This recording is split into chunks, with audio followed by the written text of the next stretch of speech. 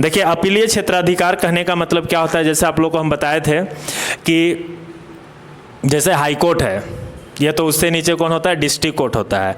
अब जैसे मान के चलिए डिस्ट्रिक्ट कोर्ट गए और डिस्ट्रिक्ट कोर्ट में हमको सुनवाई मिल गया और उस सुनवाई से हमको संतुष्टि नहीं है, तब इस स्थिति में हम लोग क्या करते हैं, हाई कोर्ट जाएंगे।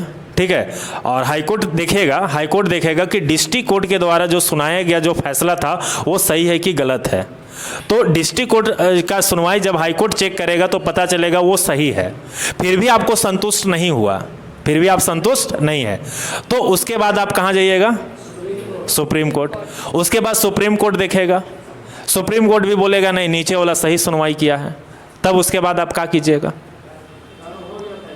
हो गया फैसला ना। उसके बाद आप नहीं ना जा सकते हैं। तो इसी को कहा गया है यहाँ पर अपीलीय क्षेत्राधिकार, कि उसका अपीलीय क्षेत्राधिकार क्या क्या हो सकता है। बात समझ में आ रहा है ना, कि सर्वोच्च न्यायालय का जो है उसका भी अपीलीय क्षेत्राधिकार है। कहने का मतलब सर्वोच्च न्यायालय को हम शुरू दिन का ही क्लास में बताए थे कि वह क्या होता है, अंतिम न्यायालय होता है, अंतिम अपीलीय न्यायालय होता है, उसके बाद आप नहीं कर सकते हैं। अब जैसे बहुत सारे स्टूडेंट सोच रहे हैं किसी को मृत्यु दंड होता है तो हम लोग राष्ट्रपति के पास जाते हैं आर्टिकल 72 का यूज करके, तो उसका अलग इशू है और इसका अलग इशू है, उससे इसको कनेक्ट नहीं करना है। तो अंतिम अपीलीय न्यायालय हम लोग का सर्वोच्च न्यायालय है। बात समझ में आ रहा है। अब देखिए सर्वोच्च न्यायालय हम कब जाते हैं, जब यहां पर हाईकोर्ट का जो फैसला होता है वो फैसला से हम संतुष्ट नहीं होते हैं। अब इसके लिए भी एक निश्चित क्षेत्र डाल दिया है। अब जैसे मान के चलिए कि आप एक कोई छोटा मोटा चोरी किए और चोरी करने के दौरान आपको 6 महीना का जेल हो गया, और 6 महीना का जेल हो गया इसका मतलब थोड़ी होता है कि आप सुप्रीम कोर्ट में अपील कीजिएगा, नहीं, उसके लिए भी एक लिमिटेशन डाला है। अगर कोई व्यक्ति को, आप देखिए अपील कब कर सकते हैं, जब सुप्रीम कोर्ट में अपील कब कर सकते हैं, जब किसी व्यक्ति को मृत्यु दंड दे दिया हो।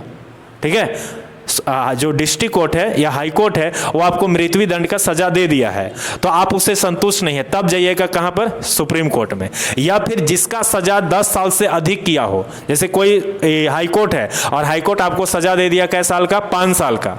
ठीक है, और 5 साल का सजा दे दिया तो आप जो है सो सुप्रीम कोर्ट में नहीं जा सकते हैं, आपको 10 साल से अधिक का सजा होना चाहिए।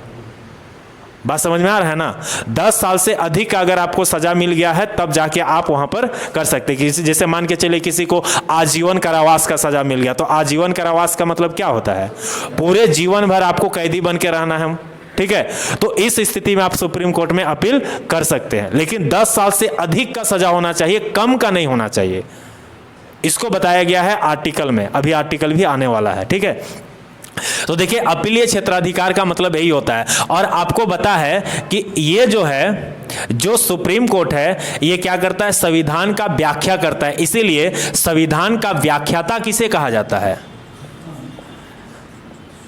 संविधान का व्याख्याता। ठीक है, ये किसे कहा जाता है, सुप्रीम कोर्ट को। तो अंतिम में सुप्रीम कोर्ट उसका व्याख्या करेगा, सही है कि गलत है, ये चीज है। ठीक है, अब यहां पर देखिए कुछ आर्टिकल है, जैसे यहां पर देखिए लिखा हुआ है, नीचे देखिएगा, हाई कोर्ट के निर्णय के खिलाफ लाया जाता है। तो ये कब लाएंगे, हाई कोर्ट का निर्णय के खिलाफ। तो अगर उसका निर्णय हमको संतुष्टि नहीं लगेगा तब उसके लिए फिर हम अपील करेंगे सुप्रीम कोर्ट में।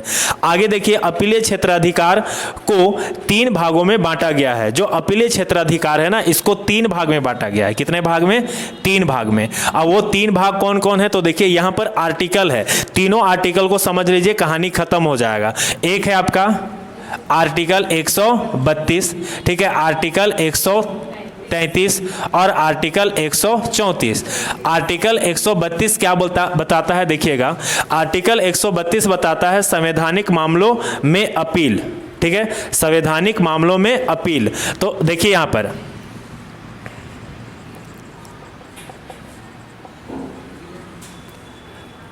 संवैधानिक मामलों में अपील,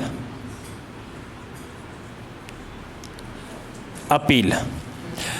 अगर आपका हाई कोर्ट संविधान के अनुरूप सुनवाई नहीं करेगा, अगर आपका हाई कोर्ट संविधान के अनुरूप सुनवाई नहीं करेगा, तब इस स्थिति को क्या कहा जाता है, संवैधानिक मामलों में अपील। तो यहां पर संविधान के अनुरूप सुनवाई नहीं किया, तब जाइएगा आप लोग कहां पर, सुप्रीम कोर्ट। कहां पर जाइएगा? Supreme court. तो आर्टिकल 132 वही चीज को बोलता है कि संवैधानिक मामलों में अगर अपील करना है तो वो कब किया जाएगा? जब इसका उल्लंघन होगा तब आप सुप्रीम कोर्ट जा सकते हैं। तो देखिए यहां पर लिखा हुआ है कि संविधान की व्याख्या का मामला, तो संविधान का व्याख्या का मामला, क्योंकि यहां पर संविधान के अनुरूप काम नहीं करेगा तो उसकी व्याख्या कौन करेगा? सुप्रीम कोर्ट ही करेगा ना। इसलिए हम क्या बताएं दिया यहां पर शुरू में कि संविधान का व्याख्याता कौन होता है?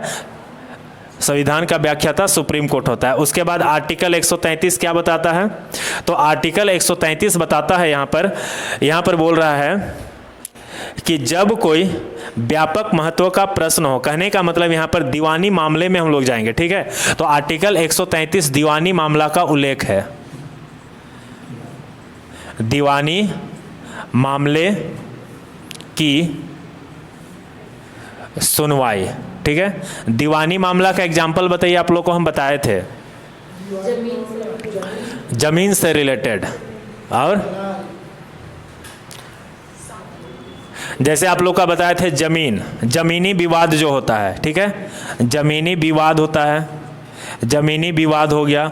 उसके बाद जो शादी विवाह होता है ना, विवाह से संबंधित, ठीक है। उसके बाद हम बताए थे तलाक से संबंधित। तो इसी को क्या कहा जाता है? दीवानी मामला कहा जाता है। तो इस तरह का जो सुनवाई होगा उसमें हम लोग जा सकते हैं सुप्रीम कोर्ट, ठीक है। लेकिन कौन सा आर्टिकल यहाँ पर? आर्टिकल 133 यही चीज को बताता है कि दीवानी मामले में इसका सुनवाई सुप्रीम कोर्ट में होगा। और दीवानी मामला याद रखना, जमीनी हो गया, जमीनी विवाद हो गया, किसी का संपत्ति से रिलेटेड होगा, ठीक है। उसके बाद विवाह हो गया, तलाक हो गया, ये सारा जो मामला है उसी को हम लोग दीवानी मामला कहते हैं। और 134 क्या बोलता है? आपराधिक मामला, ठीक है। आपराधिक मामला का सुनवाई। और इसका सुनवाई कब होगा? तो इसका वहां पर लिख दिया है, इसका सुनवाई कब होगा सुप्रीम कोर्ट में? जब किसी व्यक्ति को मृत्यु दंड दिया हो, ठीक है। जब किसी व्यक्ति को मृत्यु दंड दिया है, कौन? हाई कोर्ट, ठीक है। जब कोई हाई कोर्ट मृत्यु दंड दिया हो या किसी भी व्यक्ति को 10 वर्ष से अधिक का सजा सुनाया हो, तभी हम जा सकते हैं। अब किसी व्यक्ति को 5 साल का सजा सुनाया हो, या बोले किसी व्यक्ति को मृत्यु दंड का सजा दिया हो तब, या फिर 10 वर्ष से अधिक का सजा मिला हो, 10 वर्ष से अधिक का सजा, उससे कम का अगर सजा होगा तो उस समय हम लोग सुप्रीम कोर्ट नहीं जाएंगे। क्लियर है ना? तो इस चीज का उल्लेख इसमें किया गया है, ठीक है। तो इतना चीज आज हम लोग को जानना था, ठीक है। हम बता दिए हैं और टाइम भी हो गया तो